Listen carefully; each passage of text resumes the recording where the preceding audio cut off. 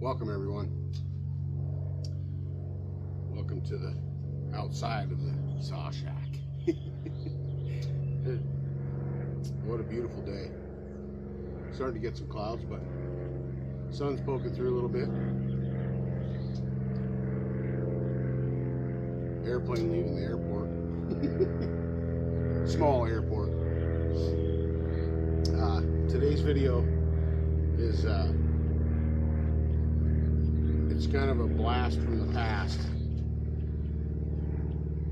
This little chainsaw is what I learned how to run a chainsaw with.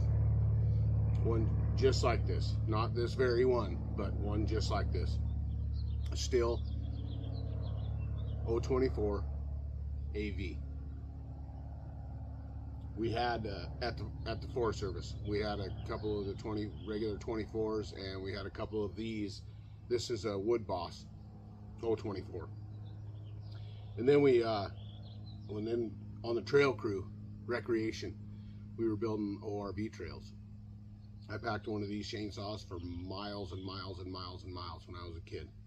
I packed one of these around for a guy long before I was ever able to run one.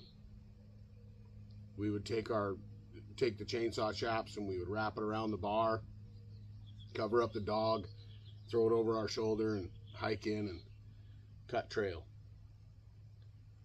It was like swamping, if you've ever swamped, or I was a swamper and dug fire trail, and it was like fire trail to build an ORV trail. And yeah, so when I was 14, or right at the end of my first season at the Forest Service in the summer, was when I was 14 years old. And I remember at the Forest Service, you're not supposed to run a chainsaw till you're like 18. And then you got to go through this certification and all this kind of stuff. Well, it was, it was pretty old school back then, back in the 80s, late 80s and into the 90s that I worked there, in actually the 2000s. So anyway, my boss, Joe Phillips, he was from North Carolina, and pretty neat, super neat guy. And he would let me run it. He'd let me run the saw every once in a while, and he got me started on filing. We ran semi-chisel chain, so it was a little bit more, there's a little bit more to a semi-chisel chain than there is a chisel chain as far as sharpening. Someday we'll go over that. But yeah, he would let me run it. He'd let me run the saw, and got used to running a chainsaw, running one just like this. I picked this one up, Michael. Thank you, buddy. I appreciate it.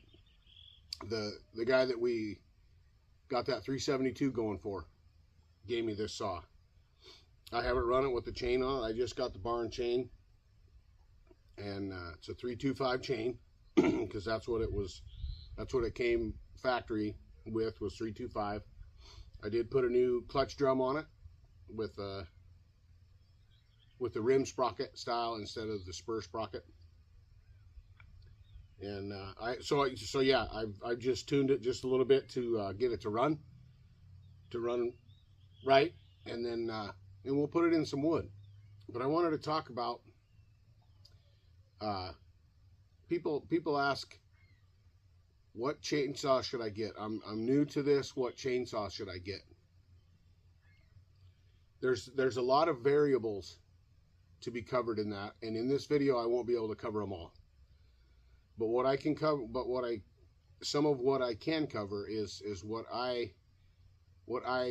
my experience with chainsaws.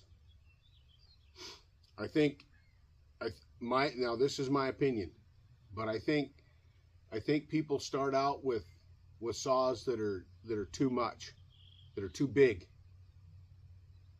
If they haven't run a saw very much, and they just go out and they get the biggest thing they can find. I understand that, because I went from running this, the 24, And then, like I said, we ended up getting a couple of 028s for a little bit bigger wood, as you know, as you can see. And we ran, and it was a 20-inch bar. We didn't run I didn't run a 24-inch bar until we got the 028, and then they put a 24-inch bar on that saw with 3/8 chain. Also semi-chisel, because we were cutting, I mean, we were out in the sticks. We were way out in the middle of nowhere on a mountain cutting, and the semi-chisel worked really well out there. And especially for new guys such as myself running a chainsaw, we're going to hit the dirt, right? We're going to hit the rocks. And there was roots we had to cut, stumps, you know, off of stumps to get them out of the way, because we wanted pure dirt, you know, for the trail. Anyway, I see people buying too big of saws, and they don't know enough about a chainsaw, such as how to file it, how to maintain it, get the feel of a chainsaw. And I understand going to the big saw right off the bat, because that's pretty much what I did after running one of these till I was 17, and then as soon as I turned 18, then I was able to run saws per se under regulation for the Forest Service. So I got to run some 044s and some 064s and things like that, and I didn't have a lot of money, right? I didn't have a lot of money. So when I turned 17 or 18, I bought an 064 28-inch bar, and then eventually went to a 32-inch bar. From running this, for learning how to run a chainsaw from this to a 64 is a pretty big jump, but I didn't have a whole lot of money. And I saved money, and I bought that 064, and then it got stolen. Well, then I ended up getting another one. So going from this saw to this, right? That's a pretty big jump. But I had learned about a chainsaw and how it operated, what it did when you got it out there in the kickback zone. I learned those things. You're never a master at it, no matter who you are, no matter what. If you think that you know everything about a chainsaw, I was always told, if you think you know everything about a chainsaw and you know everything about cutting and this and that and you know it all, put it down, because it's going to get you. So I stick with that motto pretty much. But to just start out with something like this and not have the experience from something like this, it's actually kind of scary. To be honest with you, it's kind of scary. It's kind of scary going from something like this and learning about a chainsaw to going to something like this, because you're dealing with a whole different animal. This has got so much power. When I was used to cutting wood, that this little saw was able to handle, and then go to something like this, and the size difference in the wood, then you're learning a whole different thing, because bigger trees, not saying that little trees can't get you and can't pinch you and won't pinch you, they all will, if you're not paying attention to the cut and what the log is doing, right? But when you get into this size of a saw, there's a lot going on with a big tree. A lot. A big tree can come down. When you cut it off, it can land on so many more things that can kick up and get you. But anyway, I just wanted to give a little history of the saw that I learned how to run a chainsaw with, and what I went to 4 years down the road. I was still in school, because I started working at the Forest Service the summer between my 8th grade year and my freshman year of high school. So all through high school, this is what I packed and this is what I ran. And then when I would go clear the trails in the spring, and go for a hike, this was the saw. I always took the 24. I always grabbed the 24. I didn't take the 28. I always grabbed the 24 because I was comfortable with the 24 and I was out there by myself. A lot of the time I was by myself, miles and miles and miles from anywhere. So safety was key. And Joe Phillips, the man that taught me what to run one of these at the Forest Service, he was always real avid about the safety and about not using the tip of the saw and this and that. And that doesn't mean don't ever use the tip of the saw. I use the tip of the saw a lot, but it's as I learned what a chainsaw can do and respect it. Respect a chainsaw, because if you don't, it will get you. And that I will tell you. It will get you. So anyway, enough about the history. We'll talk more about the history of it. I'm sure there'll be questions, and it's my pleasure to answer them if I can. So we're gonna take this over to the wood pile, the 24 over to the wood pile, and I'm gonna start it up, warm it up, and then we'll tune it together. Okay? And if it needs tuned, I will shut it off and I will tell you and possibly show you close up what I'm doing, what I'm tuning, what I'm listening for, and get it to cut wood. It's a 20-inch bar, 81 drive links, 325, full house, chisel chain from the Duke. Saw salvage, the Dukes. Yes, I got the three chain package deal.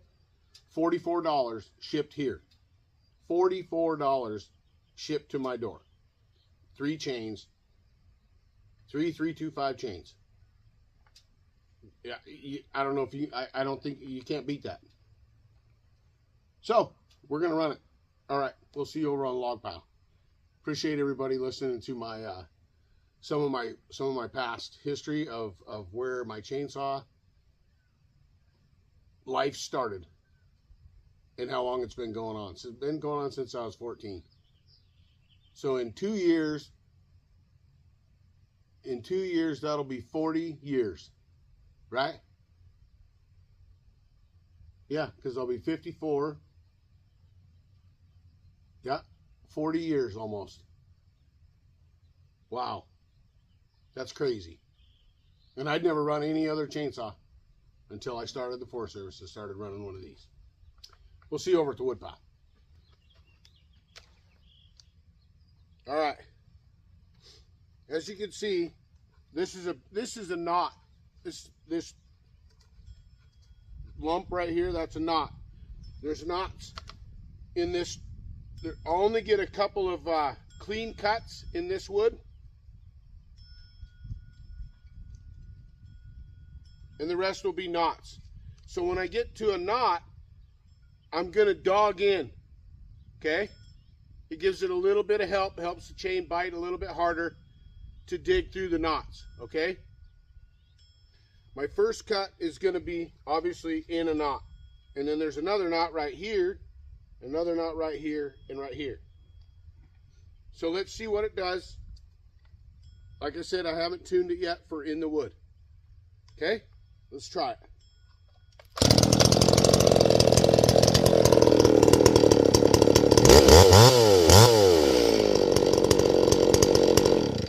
Also, I want to say thank you to Chippy. Chippy sent me this muffler a while back for a 26. And yes, it fits right on the 24 cylinder. So it's a modified muffler. It's totally gutted and has a bigger port coming out. Okay? So it's not a stock muffler. Other than that, this saw is bone stock.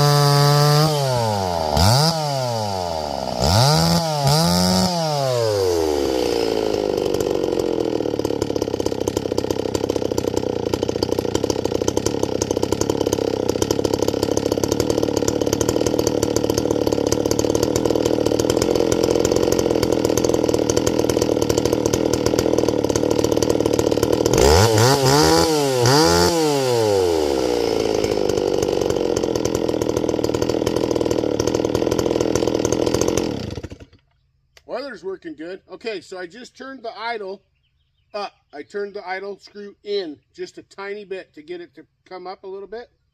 Now it's all warmed up.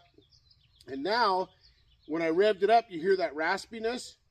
Okay, so now when I start it back up, I'm going to go to the high jet, and I'm going to lean it out, and then I'm going to bring it back just so it 4 strokes just a tiny bit on the top end, okay? I'm not going to leave it screaming up there. I'm just going to adjust it up to there and then back just a tiny bit till it gurgles just a little bit on the top, okay?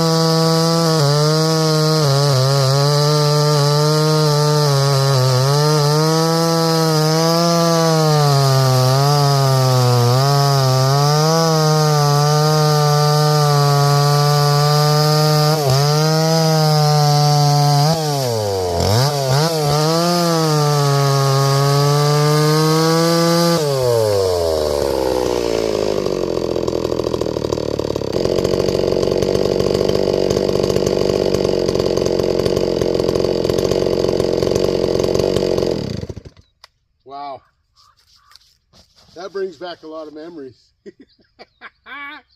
Oh, that's awesome. That is awesome. Thank you again, Michael.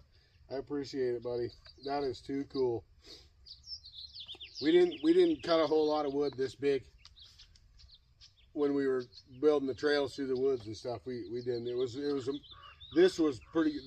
was a good sized log when we were doing what we were doing. The trails were all ribboned off and laid out when we got there, so it wasn't necessary to always take out a whole lot of bigger stuff. But every once in a while something would blow over, and the old 24, it'd just keep on cutting. You know, we did cut logs. We did cut some trees that blew across the trail that you had to cut 2 or 3, you know, make 2 cuts, 1 cut on each side, double cut it, and the 24 just kept on going. What a great memory, and what a great saw. What a great saw. Awesome. I don't even know. I don't even know what to say. It's kind of an emotional thing, I think, right now with this saw and the way that it runs, because it runs just like the old 24 that I ran at the Forest Service. It runs just like that. We could have modified the muffler or something back then, but we didn't. We just everything was bone stock. Had to have a spark arrestor in it and all that kind of stuff. Oh yeah. Anyway, thanks everybody. I appreciate you watching, and I hope you enjoyed the video, and in a blast from the past, from the TazMan. I love you all. Take care and be safe. TazMan is rolling. Stay tuned. Runs pretty good.